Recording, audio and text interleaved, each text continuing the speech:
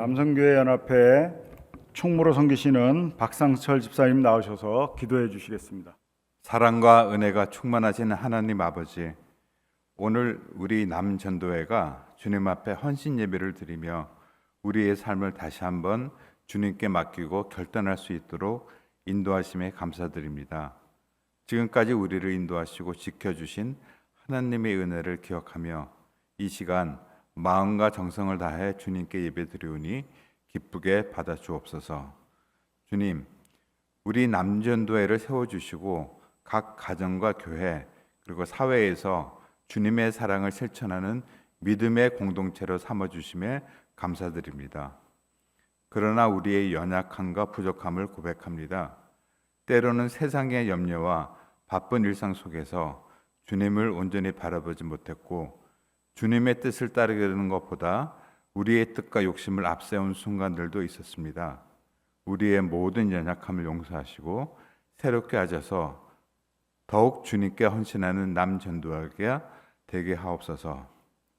주님, 지금 우리는 인생의 한가운데서 가정에서는 가장으로, 교회에서는 장로와 집사로, 직장과 사회에서는 믿음의 본이 되는 역할을 맡고 있습니다. 우리에게 주어진 사명이 무겁게 느껴질 때도 있지만 주님의 도우심으로 나아가기를 간구합니다. 주님, 우리가 행하는 모든 일이 사람에게 보이기 위함이 아니라 오직 주님께 드려지게 하옵소서. 그리고 우리의 가정이 주님의 사랑과 평강 가운데 든든히 세워지게 하시고 교회 공동체 안에서 겸손히 섬기며 주님의 뜻을 이루는 도구가 되게 하옵소서. 특별히 우리의 삶이 복음의 증인이 되어 믿지 않는 이들에게도 주님의 사랑을 전하며 선한 영향력을 끼치게 하시고 우리 각자가 있는 자리에서 주님의 영광을 드러내는 삶을 살게 하옵소서. 오늘 이 예배를 통해 주님께서 말씀하여 주시고 우리의 마음을 새롭게 하시며 결단과 헌신의 시간이 되게 하옵소서. 말씀을 선포하시는 목사님에게 성령의 능력을 더하여 주시고 주님의 뜻을 분명히 깨닫고 실천하는 시간이 되게 하옵소서. 우리의 모든 헌신과 결단이 오직 주님의 영광을 위한 것이 되기를 바라며 우리의 삶을 주장하시는 예수 그리스도의 이름으로 기도드립니다. 아멘. 남성교회 연합회 서기로 섬기시는 김은수 집사님 성경 봉독해 주시겠습니다.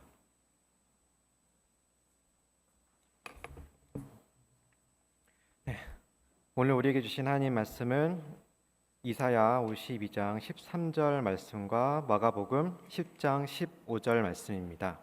각각 구약 1033쪽과 신약 71쪽에 있습니다. 먼저 이사야 52장 13절 말씀 먼저 봉독해 올리겠습니다. 보라, 내 종이 형통하리니 받들어 높이 들려서 지극히 존귀하게 되리라. 다음은 마가복음 10장 15절 말씀 봉독하겠습니다. 내가 진실로 너희에게 이르노니 누구든지 하나님의 나라를 어린아이와 같이 받들지 않는 자는 결단코 그곳에 들어가지 못하리라 하시고. 아멘. 남성교회 연합회 회원 여러분들 나오셔서 특성해 주시겠습니다.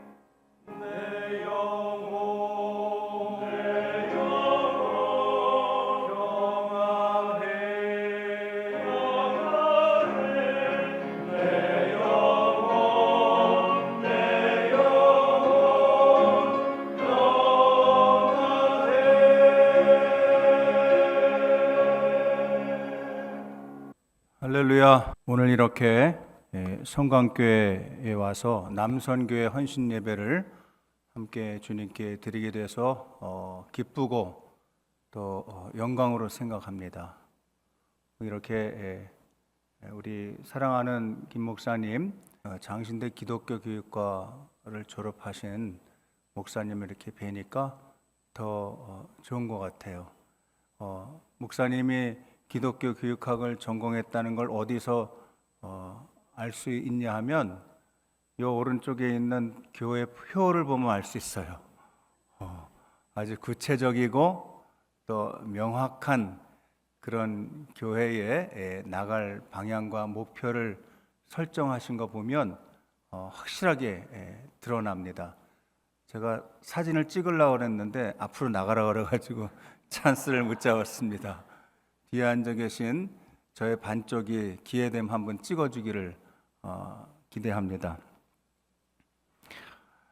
요즘은 우리 이 남성교회 여러분들은 특별히 사회 속에서 지금 중추적인 역할을 하고 있기 때문에 아주 뼈저리게 지금 느끼고 있는 그런 요즘의 현안이 하나 있는데 그게 인공지능입니다.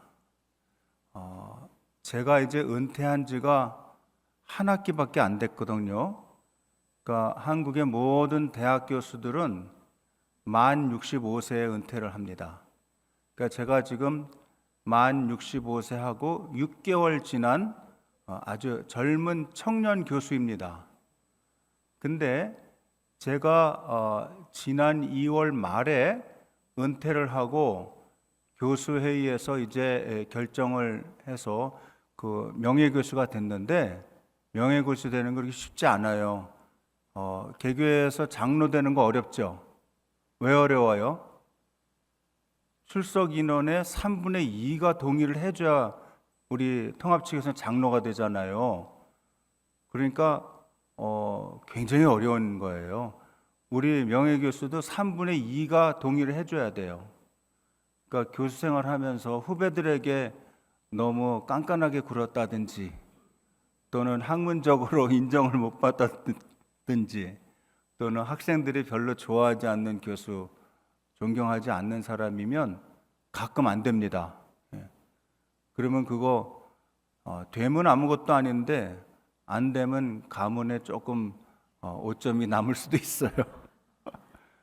저는 하여튼 됐다고 연락이 와서 감사한 마음을 가지고 있는데 고 은퇴하는 2025년 2월 28일부터 지금 9월 이제 첫 주잖아요. 그 사이에 세상이 얼마나 변했는지 몰라요. 제가 한 학기는 이제 저희는 만 70세까지는 한 과목씩 학교에서 줘요. 그래서 이제 은퇴한 다음에는 순전히 강사로 가서 한 과목씩 가르치는데 제가 지난 학기는 안 가르치겠다 그랬어요. 왜냐면 나도 은퇴한 기분 좀 만끽하자 해가지고 지난 학기엔 제가 안 가르쳤어요. 그리고 이번에 가을 학기 시작하면서 다시 이제 가르치기 시작했는데 한 과목씩 완전히 달라진 거예요. 대학 사회가. 왜냐하면 제가 은퇴할 때까지만 해도 저희가 이렇게 강의하는 그 컴퓨터 책상이 있거든요. 보통 이제 E-스테이션이라 그래요.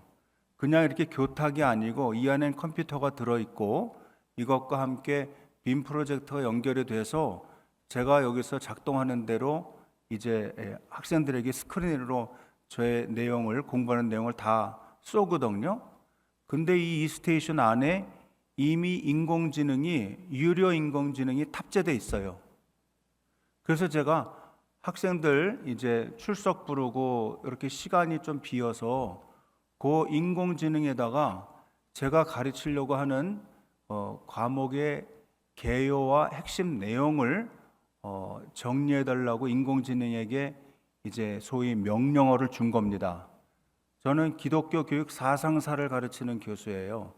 그래서 현대 기독교 교육 사상사의 개요와 핵심어를 중심으로 한 A4 용지 3장 정도로 요약해줘. 딱 명령어를 줬거든요.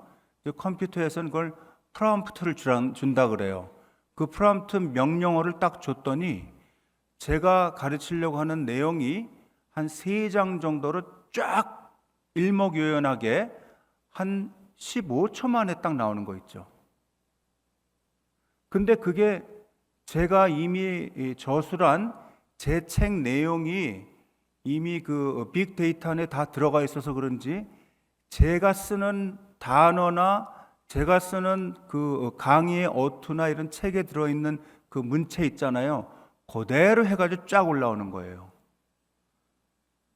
고민이 생겼습니다. 아, 이제 지식을 전달한다는 것은 큰 의미가 없구나. 학생들은 이미 좀 똑똑하고 학구열이 있는 학생들은 이미 그걸 다 쳐보고 들어오는 거예요. 그러니까 여태까지는 시험을 볼 때 학생들에게 뭔가를 주제를 주고 그거에 대해서 논하라, 논술 형식으로 쓰라, 대부분 암기해서 그걸 풀어내는 형식으로 시험 문제를 냈는데 그게 의미가 없어진 겁니다.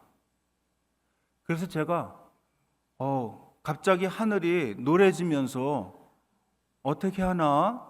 한 학기 쉬었는데 그동안 세상은 완전히 변해버렸구나. 그래서 학생들에게 이제 5명씩 앉아달라고 부탁을 했습니다. 그렇게 5명씩 소그룹을 만들어서 한 반에 한 25명에서 30명 정도가 필수 과목이니까 들어와 있거든요. 너네들이 앉아서 그러면 이 과목에 중간고사와 기말고사의 시험 문제를 인공지능을 활용해도 좋고 너희들이 토론을 해도 좋은데 한 10분을 줄 테니까 앞으로 중간고사부터 시험 문제를 어떻게 내야 될지 너네가 의논해다오. 그랬더니 학생들이 열띤 토론을 해가지고 결국은 우리가 답을 얻은 게 뭔지 아세요? 이제는 대단한 내용을 막 이제 문장을 만들어 가지고 이제 시험 볼 때 보통 한 80분 정도 시험을 보는데 그때 다 외워서 쓰는 거는 큰 의미가 없어졌다. 왜냐하면 이미 모든 데이터가 다 들어가 있고 제가 얘기한 것들이 이미 다 정리가 잘 되어 있어요. 잘 찾는 능력만 있으면 핸드폰만 가지고 있는 사람은 누구나 다 볼 수가 있게 된 거예요. 그리고 그게 내용이 그렇게 조잡하지도 않아요. 근데 학생들과 제가 같이 토론한 결과가 뭐냐 하면요. 중간고사 시험 문제는 단답형으로 내는 게 좋겠습니다. 그래서 강의를 하신 내용 중에서 아주 핵심적인 것을 다 얘기하다가 딱 괄호를 쳐서 요거는 뭐냐라고 물어보면 학생들이 긴장하고 공부할 것 같습니다. 자기네들이 한 얘기예요. 그래서 그래? 그럼 일단 중간고사는 시험 문제를 그렇게 내기를 우리가 결정한다.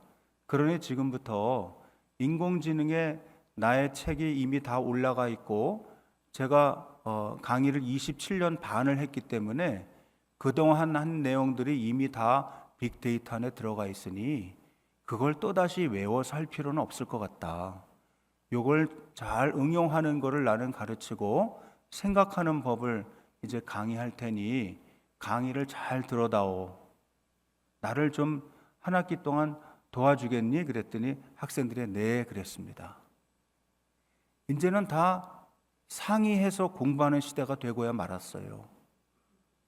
선생님이 혼자서 지식을 독점하는 시대가 아니고 이제는 학생들도 지식 앞에 똑같이 평행선에 같이 서 있다는 거예요.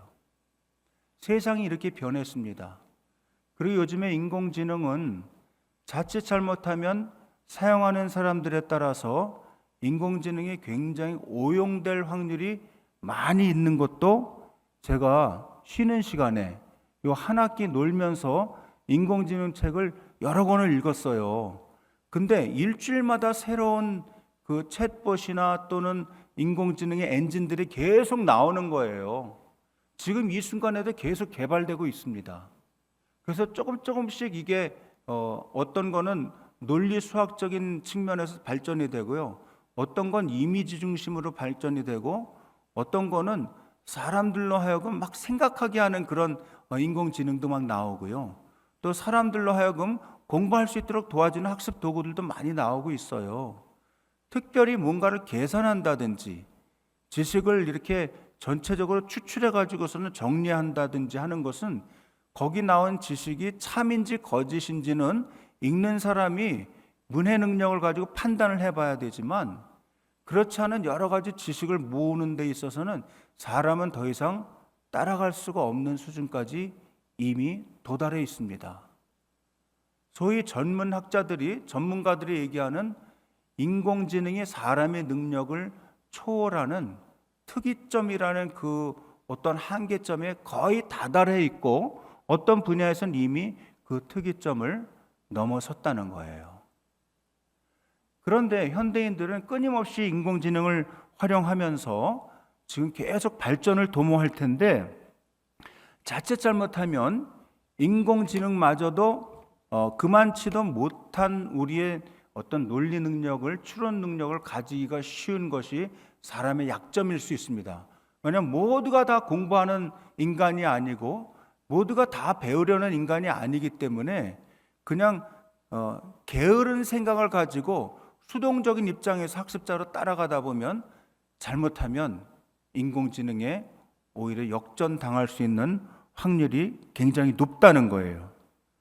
그래서 이단 몰릭이라고 하는 사람이 듀얼 브레인이라고 하는 두 개의 뇌라고 하는 그 책에서 얘기한 것처럼 이분이 이제 그런 얘기예요. 인공지능 시대에 기대와 불안이 공존하는 시대가 이미 되었고 그 시대가 열렸는데 우리가 만약에 인공지능을 정말 잘 활용하는 진정한 AI 시대에 AI를 활용하는 그런 인간으로서 존재하기 위해서는 AI를 인공지능을 도구로 잘 활용하는 그런 훈련을 받아야 된다는 거예요. 그는 인공지능을 인간의 지능을 대체하는 것이 아니고 인간의 능력을 증강하고 가능성을 확장하는 공동지능으로 활용하지 않으면 자칫 잘못하면 굉장히 뒤떨어진 인간으로 남을 확률도 많이 있다는 것을 경고하고 있습니다. 저는 요즘 시대에 자칫 잘못하면 인간이 자기의 정체성과 주체성을 잃어버리는 그런 우를 범하기가 너무나 쉽다고 생각합니다. 그래서 제가 찾아든 책이 뭐냐면 유대인 학자 중에 에리 프롬이라는 사람이 있어요. 아시는 분들은 아실 거예요. 그분이 많은 그 철학책을 썼는데 그 중에 인간성 상실과 인간성 회복이라는 책을 벌써 몇십 년 전에 썼습니다. 근데 그 책이 거기 한자가 거의 많이 섞여 있어가지고 한자를 잘 안 읽는 사람들이 읽기가 어려울 정도예요. 근데 그 책을 읽어보면 희한하게도 수십 년 후에 벌어질 인공지능 시대에 대하여 마치 예견이라도 했다는 듯이 이 앞으로 미래 시대에는 사람들이 인간성을 상실할 확률이 굉장히 큰데 이 인간성 상실을 극복하고 인간성을 회복할 수 있는 길을 모색해야 된다고 그가 강력하게 주장하고 있습니다. 실제 제가 최근에 인공지능 전문가들을 우리나라에서 이제 제일 선두에 섰다고 하는 인공지능 전문가들을 좀 만나보니까요. 그 중에 이제 크리스찬도 있고 그래요. 만나봤는데 그분들 앞에서 제가 쓴 인공지능 시대 인간성 회복이라는 글과 더불어 삼위일체 신학을 이제 제안을 하면서 우리가 지금 어떠한 교육적인 자세를 가져야 될지에 대해서 강의를 했더니 그 중에 우리나라에서 제일 선두에 서서 인공지능을 가지고 지금 사업을 하고 그걸 가지고서 이제 많은 돈을 벌고 있는 그 사업가가 실천가죠. 그러니까 거의 이 일을 자기 그냥 밥 먹듯이 아침에 일어나면 인공지능과 함께 눈을 뜨고 그걸 활용해서 돈을 벌고 있는 사람이 그런 얘기 하더라고요. 교수님 강의를 들어보니 자기보다 분명히 인공지능에 대해서는 많은 지식을 갖지 않고 있는 건 확실한데 인공지능 시대에 사람들이 인간성이 상실될 거라고 하는 그 경고에 대해서는 자기가 너무나 동의한다는 거예요. 그래서 인간성을 회복하는 그런 아주 강력한 노력을 하지 않으면 자칫 잘못하면 지금 정체성과 주체성을 다 잃어버릴 위기에 처해 있다는 것에 대하여 동의한다는 거예요. 제가 그 에리 프롬의 책과 더불어 또 최근에 이제 여러 몇 년 동안에 탐독하고 있는 한 철학자의 책이 한병철이라는 사람이에요. 제가 볼 때 이 사람은 무슨 우리와 같은 그런 기독교 신앙을 가졌는지 안 가졌는지 잘 모르겠고요. 솔직히 말하면 그가 기독교인인지 아닌지는 별로 관심이 없습니다. 근데 이분이 피로 사회와 또 투명 사회와 또 최근에는 관조하는 삶이라는 그 철학책에 쓴 내용들을 이렇게 종합을 해보면 지금 현대인들은 너무 성과주의에 사로잡혀 있고 자기 자신을 무한 긍정하는 그런 철학사조에 사로잡혀 있어서 너는 할 수 있다, 무조건 너는 된다, 이 긍정적인 긍정주의에 사로잡혀서 사람들이 무한 착취를 자기 자신에게 하고 있다는 거예요. 그래서 현대인들은 대부분 잠을 잘 못 자고 또 만족이 없고 자기 자신에 대하여 있지도 않은 자기의 능력을 너는 할 수 있다고 늘 자기를 긍정하고 자기를 인정하는 그런 무한 긍정이 자기 착취, 무한 착취로 이어져서 현대인들은 기본적으로 너무 피곤하다는 거예요. 너무 피곤하고 또 그뿐만 아니라 성과주의에 사로잡혀서 거기 패배주의와 우울주의가 아주 상존해 있다는 겁니다.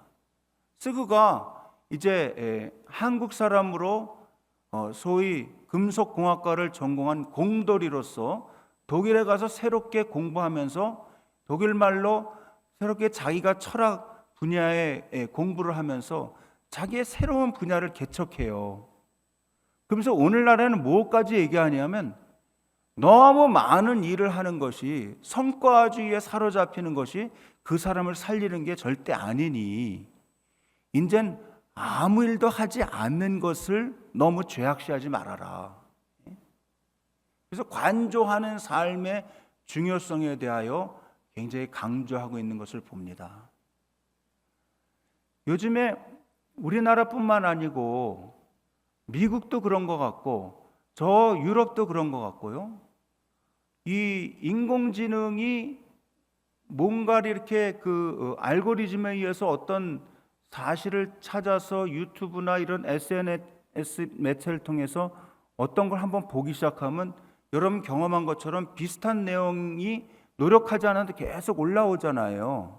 그게 사실은 많은 선택 가운데서 고생하지 않도록 만들어 놓은 그 알고리즘의 형태인데 그건 결국은 뭘 만들어내냐 하면 에코 체인버라는 현상을 나타낸다는 거예요.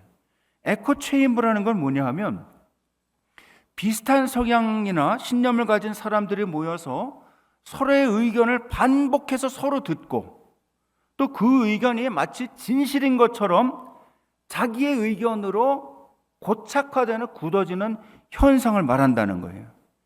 그러다 보니 요즘에 유튜브를 아무래도 많이 보게 된단 말이죠. 예전에는 TV 지상파를 보다가 이제 종편이 나오게 되고 종편에서 또 한 걸음 나아가서 지금은 유튜브 세상이 되었습니다. 유튜브가 편한 것도 있지만 에코, 소위 메아리 현상이죠. 이 이 내부에서 우리가 김도일 또는 성광 그러면 거기에 우리 목소리가 김도일 도일 성광 광광광광 하면서 자기 귀에 자기 목소리가 계속 들리는데 비슷한 성향을 가진 사람들이 같이 비슷한 내용으로 계속 말하면 막혀있는 그 공간 안에서 자기 귀에 비슷한 내용이 계속 들어오는 것을 에코 체인버 현상이라고 그럽니다. 이러다 보면 자기는 공정하게 지식을 취하고 있다고 생각하지만 사실은 확증 편향 현상이 일어나고요. 또 필터 안에서 일종의 이 버블 현상이 일어납니다. 물방울이 자기를 감싸는 현상이 일어나요. 그래서 이 물방울 바깥에 있는 이 버블 안에 있는 바깥의 세상에 대해서는 실제는 몰라요. 왜? 똑같은 얘기만 계속 듣기 때문에. 오히려 다른 사람이 자기와 다른 얘기를 하면 불안해하고 심지어는 적대적인 입장을 취합니다. 나는 네가 그런 입장을 가질 줄 몰랐다 그러면서 막 화를 내는 거예요. 그리고 집단 동질화 현상이 일어납니다. 그러다 보면 시야가 협착되게 되고 극단적인 견해가 강화되면서 사회적인 갈등이 심화되는 거예요. 우리나라에도 지금 양극단 현상이 굉장히 심화되어 있고요. 또 미국은 더 심한 것 같고요. 그걸 그래도 없애보려고 노력을 많이 하는 동네가 그래도 유럽인 것 같아요. 우리처럼 그렇게 인터넷 많이 하지 않습니다. 여러분 독일에 가서 여행을 해보면 몇 년 전인데도 독일에는 인터넷이 와이파이가 거의 발달되지 않았습니다. 사람들 삶에는. 우리처럼 그렇게 비밀번호를 공유해가지고 어디 가나 탁탁탁 누르면 와이파이로 딱 연결되는 거. 이러다 보니까 필터 버블 현상이 일어나는 거예요. 굉장히 위험한 일이거든요. 잘 생각하면서 생활해야 된다는 거예요. 어떻게 하면 그러면 이길 수 있느냐? 이 상황을 어떻게 극복할 수 있느냐? 먼저는 다양한 정보를 탐색하는 연습을 의도적으로 해야 됩니다. 나와 다른 견해를 일부러 탐색을 해야 돼요. 거기에 너무 자기가 몇 번 들었던 것에 너무 빠지지 말고. 두 번째는 비판적인 사고 훈련을 해야 됩니다.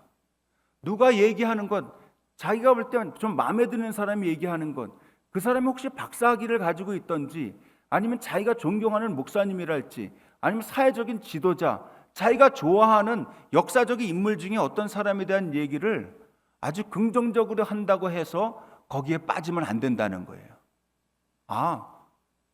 비판적인 능력을 강화해서 진짜 그런지 아닌 참인지 거짓인지를 생각하고 말하는 것을 유보해야 됩니다. 자칫 아직 무르익지도 않은 자기의 판단 능력을 가지고 친구들 사이에 아니면 이 지도자들 사이에서 말을 한번 내뱉으면 그게 자기가 책임을 지기 때문에 그 다음부터 주워 담을 수가 없는 거예요. 그 다음에는 의도적으로 다른 의견을 접하기 위해서 계속 듣는 연습을 해야 된다는 거예요. 체코의 코메니우스라고 하는 그 교육학자는 선생은 덜 가르치고 학생은 더 많이 배우며 교실과 교회는 너무 많은 지식과 너무 많은 떠들어대는 것으로 요란해지지 않고 조용히 사람들로 하여금 사고 능력을 키울 수 있게 하는 것이 종교교육의 아주 중요한 요소라고 얘기한 바 있습니다. 그의 대수학이라는 그 책을 보면 그런 내용들이 나오고 있어요. 제가 왜 이렇게 귀중한 시간에 하나님의 나라를 받드는 인생이라는 제목을 걸어놓고 왜 인공지능에 대한 이야기를 굳이 해야만 하는가? 왜냐하면 지금 우리 모두가 당면한 과제이기 때문에 그렇습니다. 이건 커다란 도전이에요.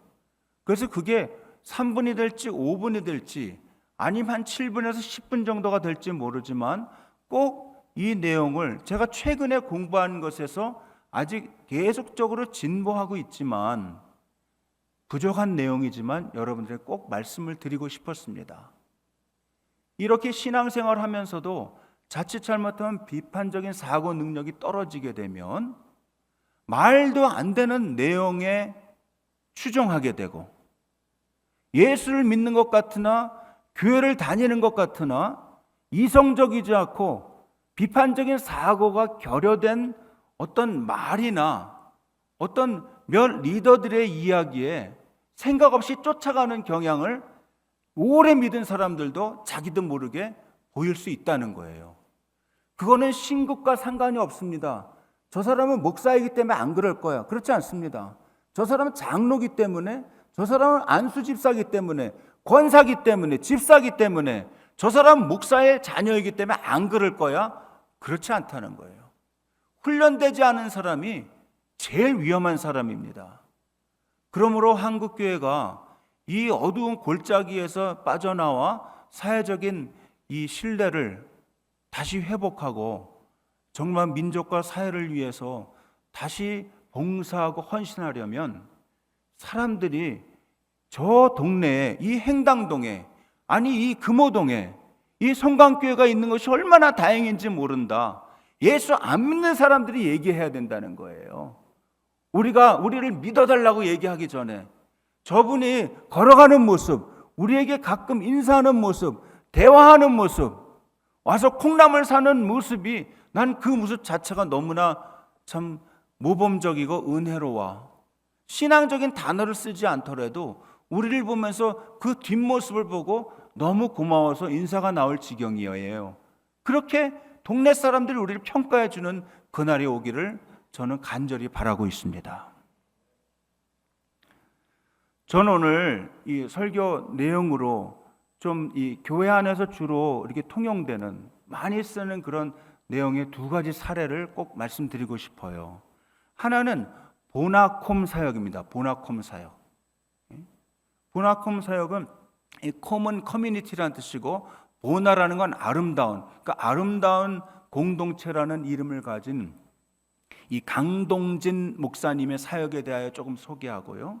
또 그 다음에는 저 지금 프랑스 파리에 있는 성원용 목사님의 위그노 정신을 되살리는 그런 사역에 대하여 여러분들에게 잠시 소개하면서 이 말씀과 좀 연결을 도모해 보려고 합니다.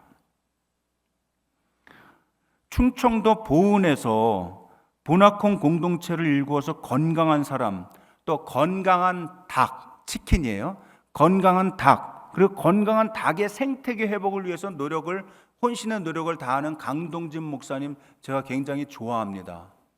저보다 분명히 나이는 조금 어릴 거예요. 근데 제가 거기 학생들을 데리고 한번 갔는데요. 굉장히 신기한 그 모습을 봤어요.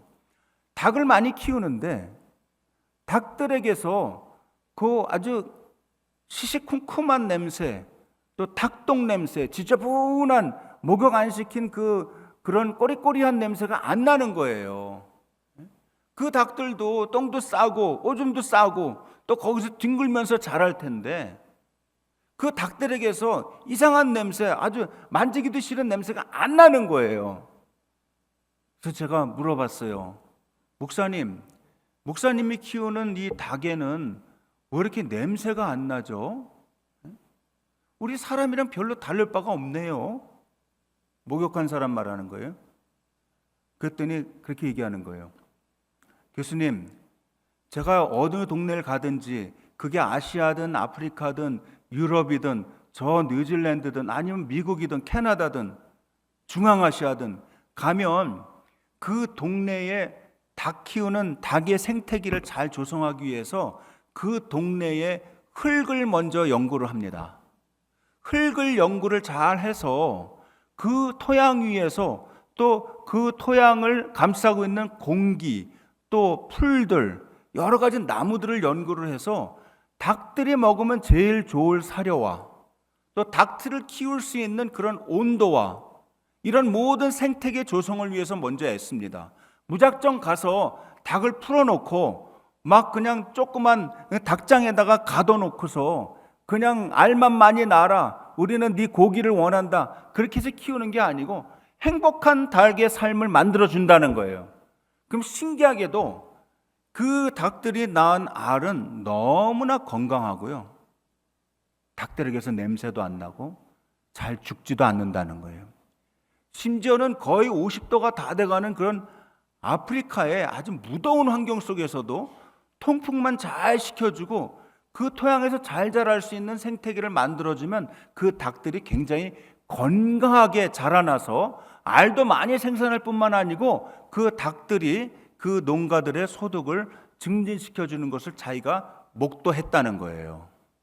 그래서 자기는 목사이지만 그 어느 동네를 가든지 먼저 예수 믿으라고 얘기 안 하고 닭을 잘 키워주고 또 그 동네의 풍력 발전을 도와주고 그 동네의 모든 에너지원이나 또 먹을거리랑 이런 것들을 잘 도와주는 사역을 하다 보면 또 집이 없는 사람들을 위해서 친구들을 데리고 가서 집을 지어주고 그들이 잘 지낼 수 있도록 도와주면 왜 우리에게 복음을 전하지 않느냐고, 왜 예수 믿으라고 얘기 안 하냐고 그들의 입에서 나오기 시작하면 그때 수줍게 복음을 전한다는 거예요.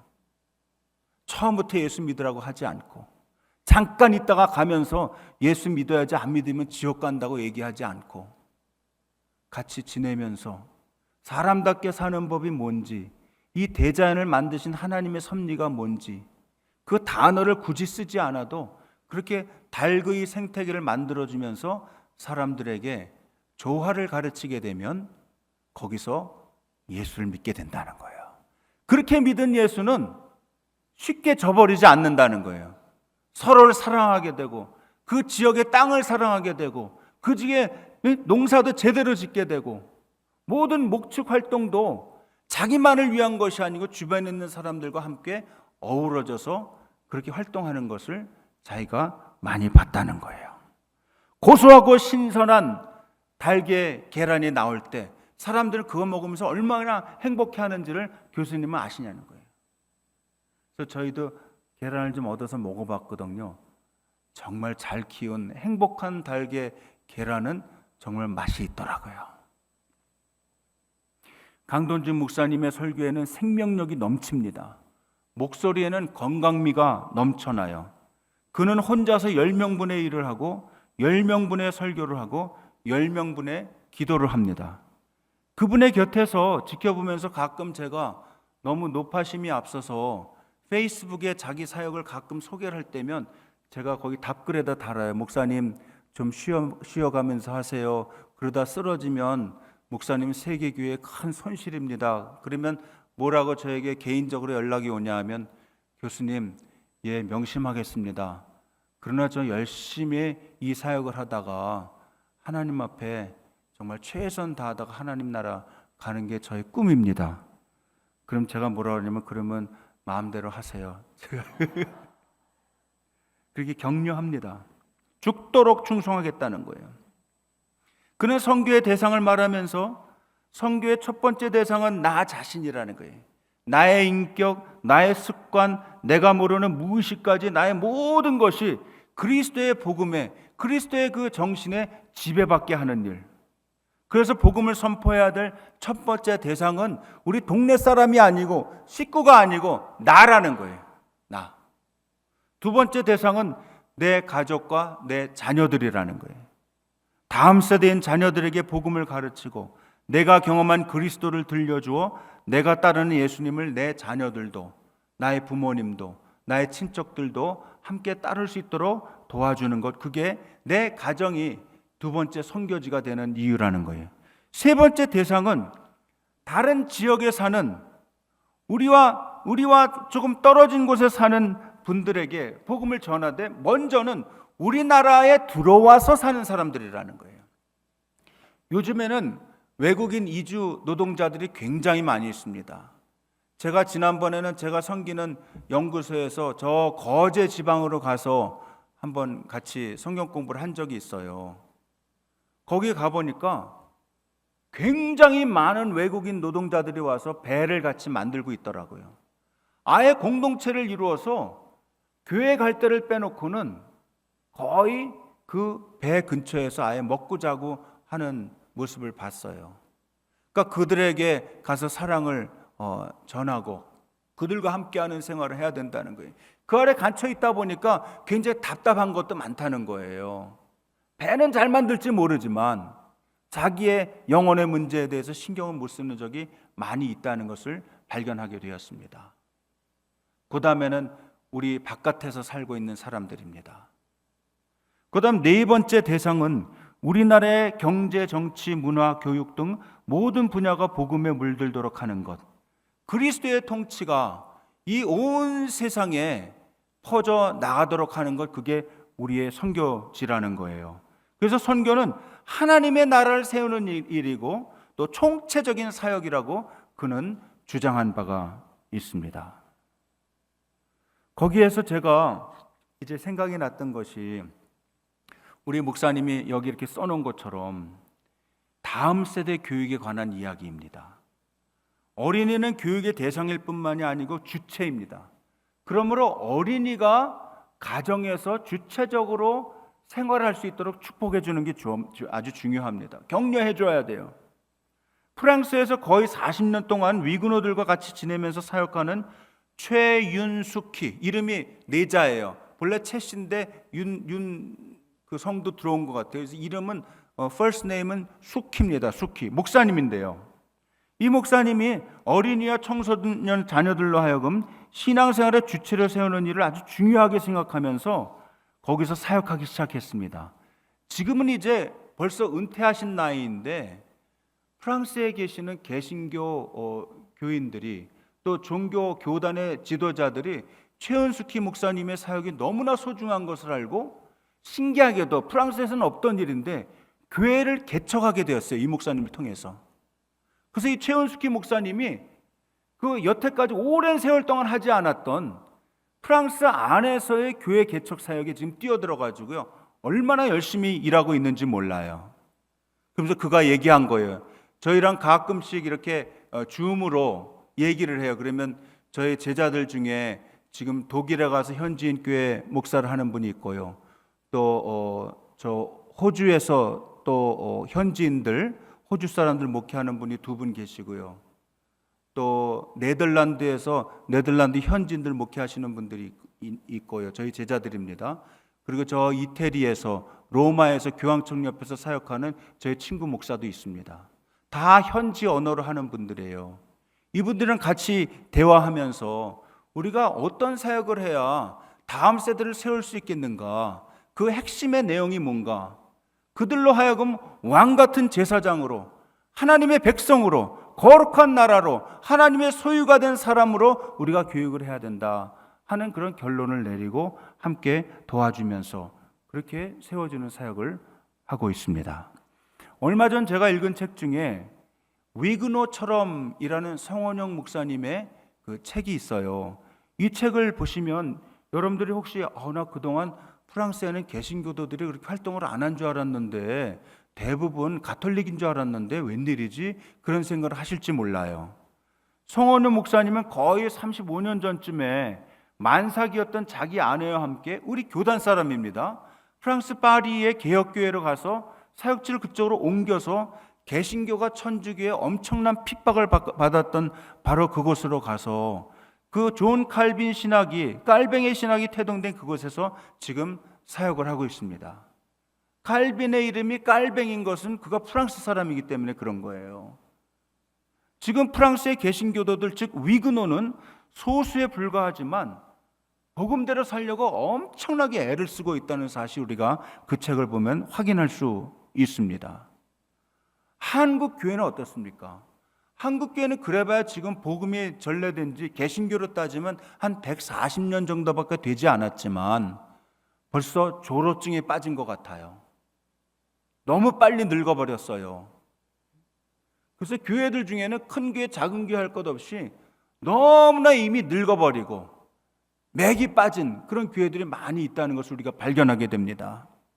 신앙적인 순수함과 헌신을 기억하면서 이제 겨우 이 세계에 들어와 있는 우리도 다시 회개와 결단을 통해서 하나님 앞에 나아가는 역사가 오늘 이 남성교회 헌신 예배를 통해서 이루어질 수 있기를 바랍니다. 그들 그 위그노 십자가를 보면 정방형의 십자가입니다. 너무나 오늘 신기하게도요. 제가 저 양평에 그 서정면에 문호리에 지금 살고 있는데 거기 120년 된 문호교회에 가서 아침 예배를 드리고 여기 왔거든요. 근데 거기 담임 목사님이 그동안 한 3개월 동안 독일의 그 하이델베르크 지역에 가서 안식월을 하셨어요. 안식월을 하시고 돌아오셔서 오늘 첫 설교를 하는 날이에요. 9월 첫째. 근데 거기 그 위그노의 십자가를 사갖고 오셨더라고요. 그래서 이 단위에서 이렇게 보여주는 거예요. 그래서 제가 우리 집사람한테 예배 끝나자마자 그랬어요. 저 목사님 설교가 오늘 80%는 내 설교랑 비슷한데 어쩌면 좋아? 난 목사님이랑 전화통화한 적도 없고 서로 설교에 대해서 토론한 적도 없는데 어떻게 이런 얘기를 할 수가 있지? 너무나 신기한 것을 제가 느끼고 왔어요.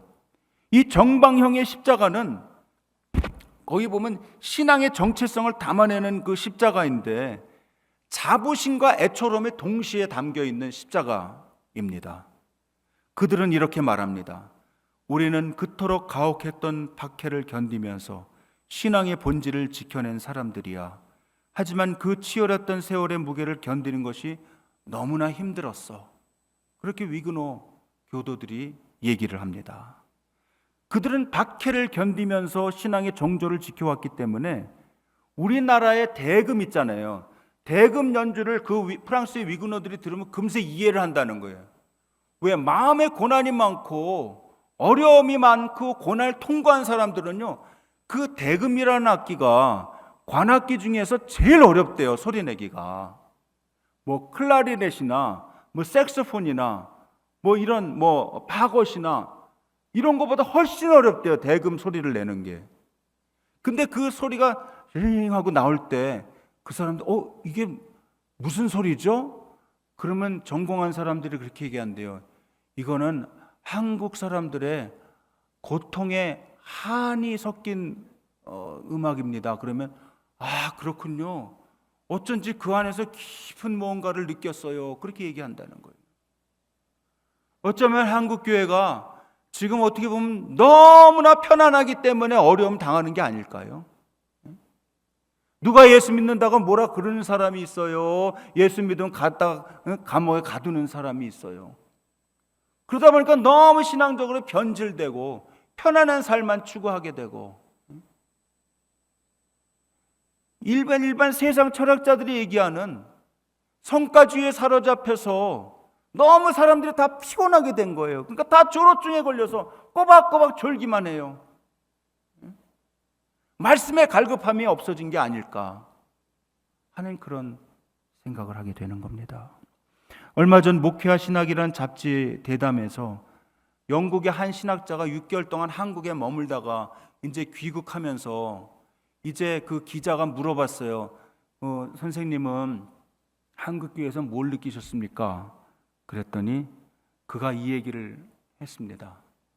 한국교회는 불은 없고 연기만 가득하던데요. 본래 안 그랬죠, 우리가. 본래는 연기가 별로 없고 불이 가득했죠. 아주 뜨거웠죠. 열정적이었죠. 그 한국교회는 연기는 많은데 찾아보면 불을 찾기가 어렵던데요. 그 말을 한 것입니다. 알맹이는 없고 껍질만 화려한 교회라는 뜻입니다. 그러나 많은 성도들은 한국교회가 앞으로 질적으로 성장해야 됩니다라고 얘기하는 사람이 81.2%, 양적 성장은 그래도 해야 됩니다라는 사람이 17.85%밖에 없다는 거예요. 교인들은 다 알고 있다는 거예요. 저 같은 목사만 몰라.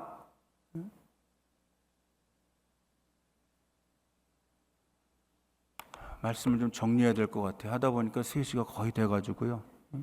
시간 잘 지키는 것도 강사의 책임 중에 하나입니다. 말씀을 정리하겠습니다.